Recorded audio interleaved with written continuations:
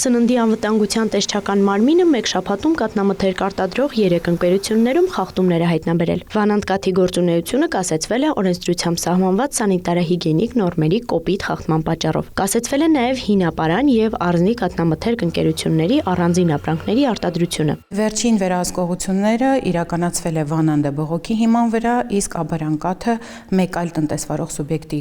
մոտ վերահսկողության արդյունքում հետագծելիության սկզբունքը ապահովելու պետական վերահսկողության ընթացքում։ Տեսչականը վերահսկողություն է իրականացնում տարեկան պլանով հաստատված ցանկով եւ բողոքների հիման վրա։ Բարձր ռիսկային տնտեսվարողները ստուգվում են տարին 1, միջինները 3 տարին 1, իսկ ցածր ռիսկային արտադրողները 5 տարին 1 անգամ։ Երբ որ տնտեսվարող սուբյեկտի գործունեությունը կասեցվում է կամ առանձին գործառույթները,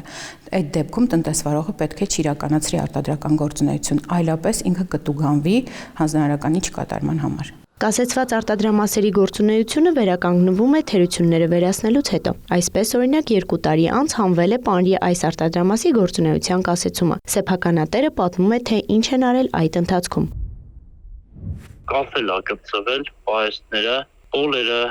լաբորատորիա սարքվել է, անդերցարան, բաղնիկ, զուգարան։ Ժամկետի ավարտին պետքա տնտեսվարողը գրավոր տեղեկացնի տեսչական մարմին, որ ձեր կողմից տրված հանձնարարականները իրականացվել են, եւ այդ դեպքում նորից ստուգման հրաման է բացվում եւ տեսուչները արդեն օբյեկտում հասկանում են կատարման փաստը։ Եթե իրականում իրականացվել է, վերացվում է կասեցումը, եթե ոչ, ապա նորից կասեցված մնում է։ Սերյոժան պատմում է, այդպիսի ստուգումներ էլի են եղել։